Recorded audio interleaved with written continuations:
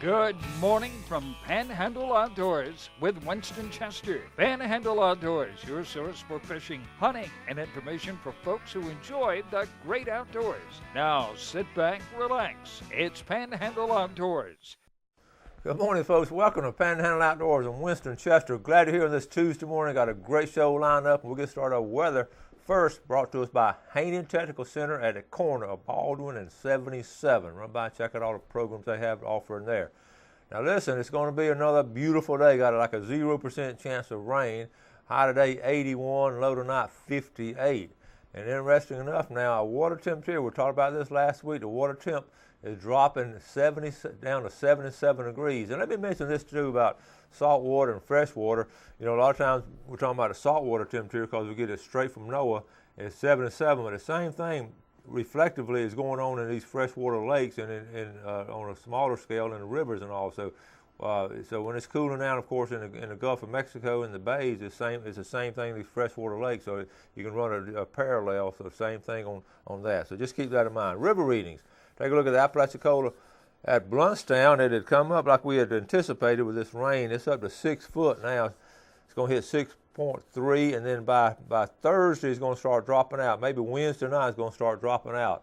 And keep this in mind also now, this is subject to change. Look at the Choctawhatchee at Caryville. It's reading a 5.7 this morning and has a good drop on it, and it's going to be dropping on out by the weekend. And like I say, all of our information comes straight off the NOAA website, and we don't go out and measure it ourselves and all, go take pictures of it. It's just coming straight from the satellite. So, and you know, a lot of times this is not 100% accurate. I was talking to one of my viewers the other day, and he said the river reading wasn't quite, and they went fishing, wasn't quite, when it got there, it wasn't quite what we had said on the TV show. Now, I apologize for that, but it's just sometimes it's just going to, it's just not going to be perfect reading, like anything else. It's like professional baseball players. They don't bat 1,000. They bat, if they're good, they can bat 250 and can still make a couple $1 million. So we don't make that much, and we're going to miss some too. Let's take a look at our tide chart brought to us by Kent Forest Lawn Funeral Home and Cemetery. Well, folks, we are in some neat tide today. I mean, it is a flat tide. It's just not. I've got a low tide at 427, high at 853, but we've got about a 0.4 foot range, which you got a north wind coming at about 5 to 10, so that will counterbalance anything up in the northern part of any bay system. So it's just going to be flat, calm today. It's going to be a bluebird day and not much water movement at all. All right. Like I say, marine forecast will be north at 5 to 10. Takes care of our weather. We'll take our break and be right back.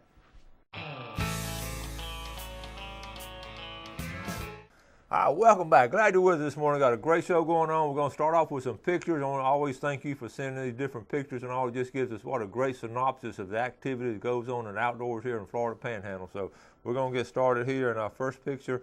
One of the things too, we just lost our pictures.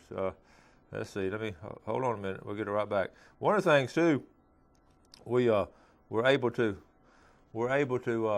document all these. You know, people say, how do you get all your fishing reports and all? And I tell you what, I can't pick them up right now. We've had it on the whole time. When we document these pictures, like I say, it gives us a great idea of what's going on out here. I tell you what, we're going to change our plans. Jeff, why don't we go ahead and roll into? Okay, wait, it's coming. Okay, we got it. We got it right here. It just slow this morning. Y'all know how that goes. All right, now.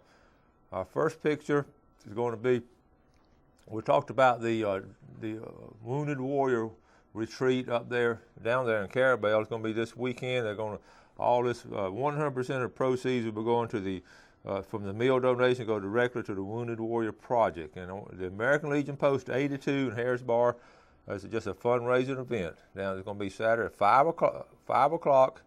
Down at the courtyards of Harris Bar, right there on Marine Street in Carabel. There'll be a lot of folks down there. Be some good food. All right, now let's get into some pictures. Here's one of my students, Belle, and she's all excited about catching a big fish. And this is one of her first brim, and you know, it may not be a big one, but she's happy and she's proud. And good job, Belle. Be aware of this. Mentor Sandlin sent this in. It's going to happen every now and then. This is here local, and it's not, you know, those hooks can, you know, that's what they're supposed to do is hook things. And if you got your finger in the way, it's going to hook you too. Remember now, the best way to take that out, you got to run it on through and just cut the barb off. This happened to me not too long ago. This is not me right here, but it happened. It hurts. But you just got to clip the barb off and pull it back through. You're not going to pull it back through with a barb on it. Okay. All right. Next, squirrel season opening up. We got some squirrel hunters coming in. This is one of my former students. This is Remington Stotler. And so you got 4 of them that morning. That's enough to get the grease hot, catch those. Some boys went out grouper fishing. Jeremy Cotton, Wally Barefoot.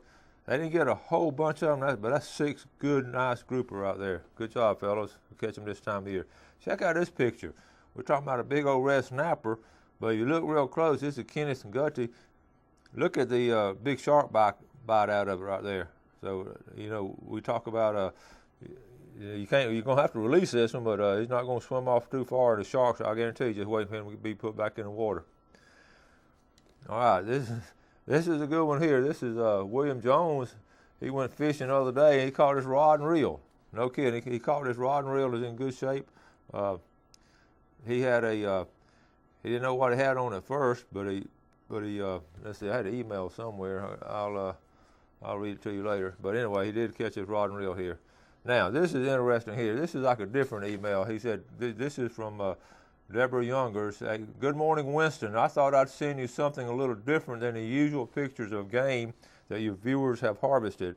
I love to cook, and Charles loves to hunt.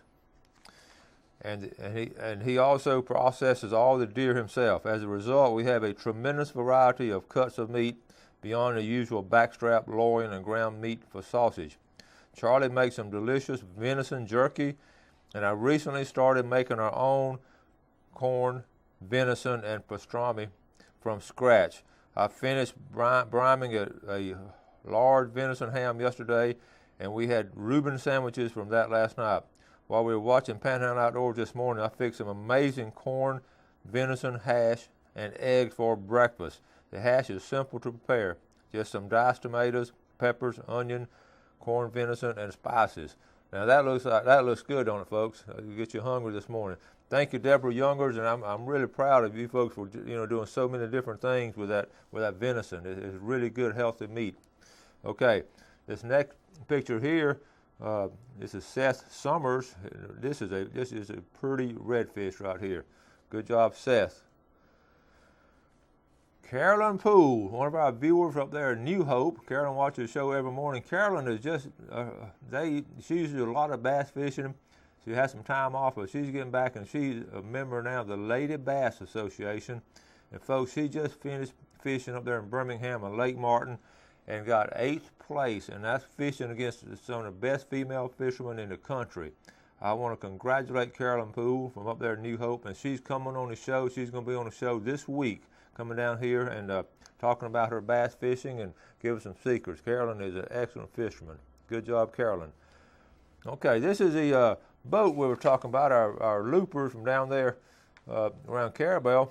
And I asked her to send me a picture of the boat. This is Mike and Pam. And she said, we bought the boat in 2000. It was built by Grandy Boat Works in Seattle, Washington. Check this out. Is that a beautiful boat?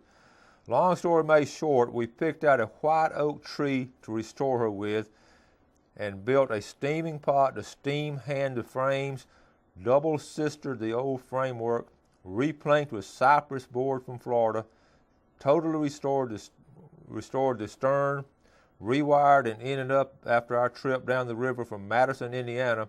We repowered her. When I say we, I really mean we. We hired nobody. It took us 5 years to restore and a lifetime of stories and memories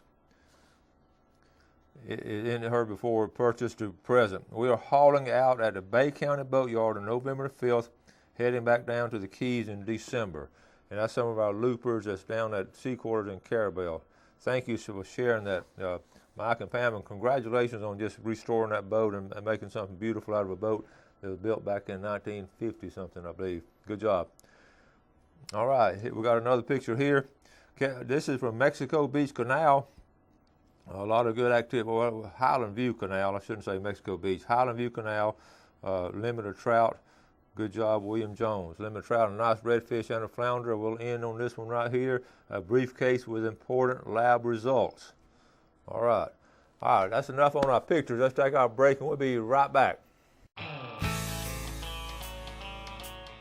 All right, welcome back. Now listen, we're going in, I've got a little video coming up about duck calls and game calls, but to lead up to it, you know, it was up there, that conference up there, and there were different people with different presentations. I saw this tent over there that said, the old sure shot game calls. Well, it hit a nerve with me because that's, when I was a kid, my first duck call I ever got was a sure shot, and they were actually patented back in the 1950s.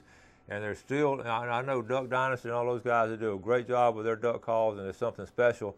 But this is one of the early ones I had, and I'm so glad they still make it as a double reed and all. And so Whitney and I went over to that tent and visited. But here's a picture of the it's a sure shot, a guy named Jensen out of East Texas. Well, actually, since 1959 they made it. So he's a world champion Jensen duck call. He developed it and is still making it. And this is they started remaking them. The company was bought out, and it's still made, all locally made in America and all. So this is a video. Going into the video, we went over to the sure shot call, and Whitney actually gets to try out the duck call. And also have a varmint call, which is important for a lot of folks trying to pull in some coyotes and all and take those down. So let's roll this video, Jeff.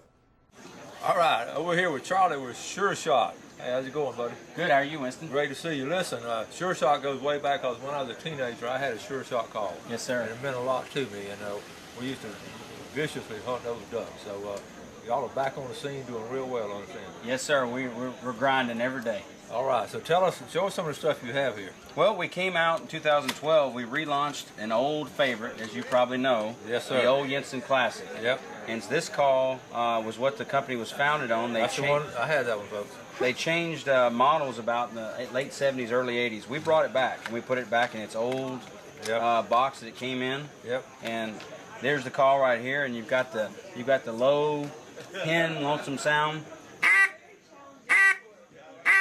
And you got that real smooth high ball when the ducks are flying away from you or trying to really get away.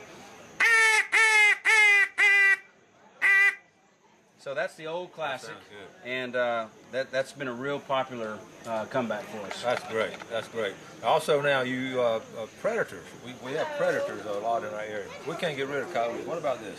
Well, a lot of times the folks that are real hardcore predator hunters will use an electronic call, and those are good. They're really a good call. However, if they're not able to move around much, the predators get desensitized to. It's the same sound. They're smart, right? They're nocturnal and they really move around stealth mode. And so the reason that it's good to have a hand call is the way this reed system is built with our predator call is no matter how many times you blow it, the air is going to come out different sides of the reed. So you can't reproduce a call. So this is kind of annoying, but here's the way a squealing rabbit sounds to bring the predators in.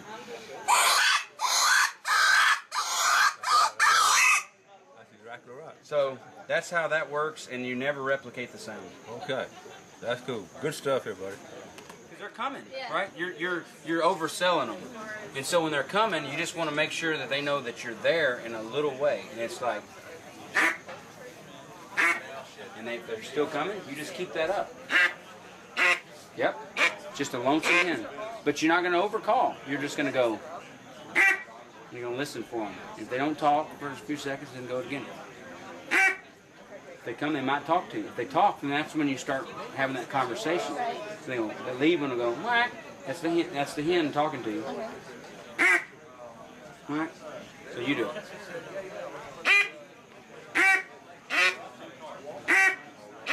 Okay. That's so cool. Say that they don't like what they see. Maybe somebody in your blind has got a yellow hat on, or maybe they got an ugly, like a fluorescent call that some kid thinks is really cool, and it flares them off, okay? So they're going away from you, and you need to call them back. Well, that's what we call a high ball, because you're just pleading. You're pleading with that. You're pleading, and so that's a comeback call.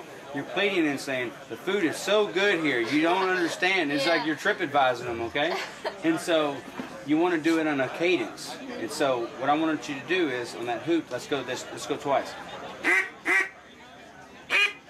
You're doing a great hoot. Okay, let's do it 3 times. Okay, we're going to do it 4 times. Okay, you kind of dropped on that last one. Yeah. All right, let's do it 5 times.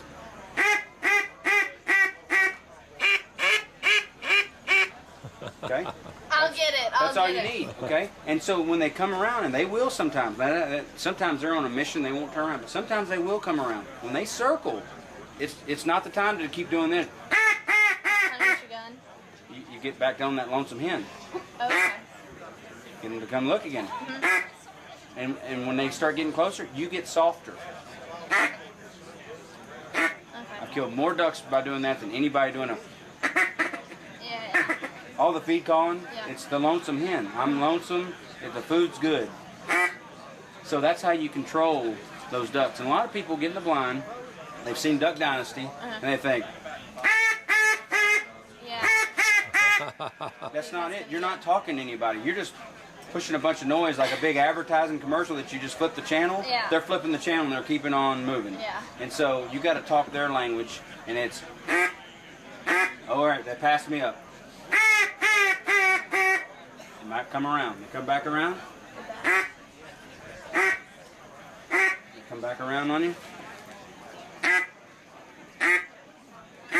They're coming in, locking their wings, get you gun. Yep. Bam, bam, bam. That's awesome. Thank you very Good much. stuff. Very good. That's awesome.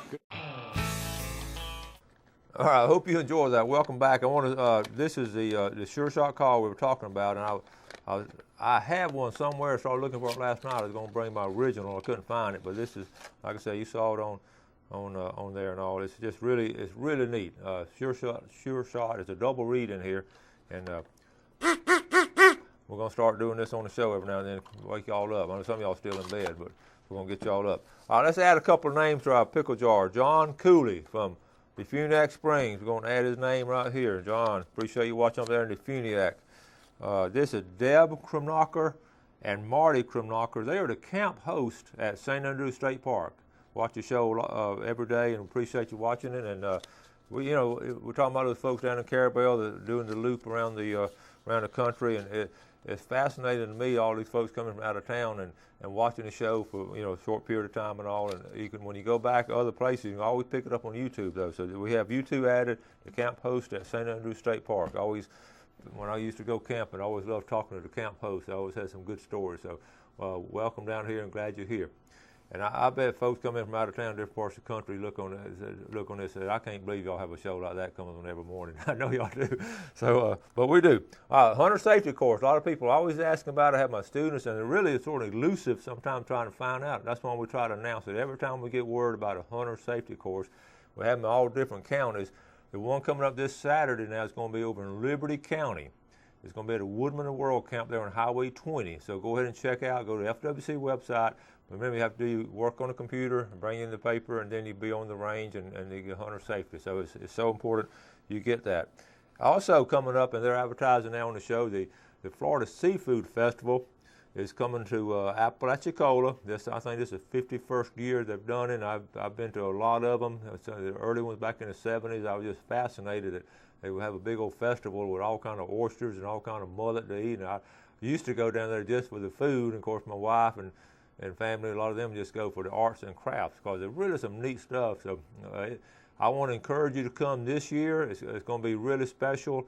We're talking about the food, of course. The food is literally coming from the boat. The oysters are coming from the boat to the oyster bar. I mean, not having to truck them anywhere to come actually coming off the boat. So you don't get any better oysters. You're going to get this Saturday. It's always the first Saturday of November, and this year it comes on November the 1st. So be aware of that, the fresh mullet and all kind of seafood plates and all, and arts and crafts. But as an added bonus this year, I'm going to be there. I'm going to be there, and I will be having my book down there. And what we're going to do, I will be signing, autographing books. Now, all my books, you get them at the store, they're all autographed. I sign all of them. But on this particular one, on these, I can personally autograph them. I really enjoy meeting the folks and all, so be down there. And I'll be there all day long. Have a bunch of books with me, and I have some other stuff too. And I'm gonna have some kind of draw, and I'm gonna let you put your name in the hat if you watch the show. And we're gonna draw for some. We'll give away some kind of prize. We don't know yet. But anyway, getting back to the festival, when the book first came out, I went down there several years, and the book sold like hotcakes down there. And I just couldn't figure it out. And the first year, about middle of the day, I was selling books right and left. And I finally, this lady, and you know, it's a local history, and this lady had asked if I could take a check. I said, yes, we sure could. And by the way, I've taken checks all these years. I've never been burned on a check. That tells you the quality of people that we have in this area. But this lady wrote me the check for the book, and I looked on it, and she was from Roswell, Georgia, right outside of Atlanta. I said, and she was around my age, nice looking lady, dressed nice and all. I said, ma'am, I said, listen, I got to ask you something. Why? I don't want to hurt your feelings, but I honestly didn't write this book for folks like you. I said, this is a local history book, you know, for local folks here in this little area, but you're from Atlanta, Georgia, outside Atlanta. And I said, why are you buying this book? And she looked at me, she laughed, and she said, you know, Mr. Chester, I'll tell you something. When I was a little girl, our family always took a vacation down to the Florida Panhandle. We always came to Panama City, and my mom and my brother and sister, and we all would go to the beach. But in the afternoon, my dad we'd go to the beach in the morning. My dad would RV up and go fishing. But in the afternoon, we went down there to those boats, and when those boats came in, those big old fish were hanging off the side of it, and it was so exciting. My dad would come off the boat, and he'd have all kind of fish he'd caught out there in the Gulf, and it was just always exciting times, our yearly vacation. She said, I look at this book, and it brings back so many memories of those days, and I want to show these pictures to my children and explain to them and show them exactly. And it hit me, and I never will forget that. It dawned on me why that book is so attractive to so many other people, because of that situation, and folks coming out from Birmingham and Montgomery and Atlanta, Nashville, and all over. So anyway, I will be there November 1st at the Florida Seafood Festival. Don't forget. And speaking of the book, Sunjammers had run out. I just took them some Saturday, so they'll have some more. But it's going to be the Sunjammers in St. Andrews. Okay, they're right there at the old canoe shop location. So let's take a look at our fishing game forecast before we run out of time here. Brought to us by Mark Coward of Edgewater Beach Realty. Our times today, we're looking at 10:49 to 12:49, and this tonight 11:11 to 1:11. I got to get there. Thank you so much for watching. I want to thank God for the beautiful sunsets and the hungry fish, and thank you for watching Panhandle Outdoors. God bless. Thanks for joining us for Panhandle Outdoors with Winston Chester. Panhandle Outdoors features hunting, fishing, and other activities and information to help you enjoy the great outdoors. Join us next time for Panhandle Outdoors.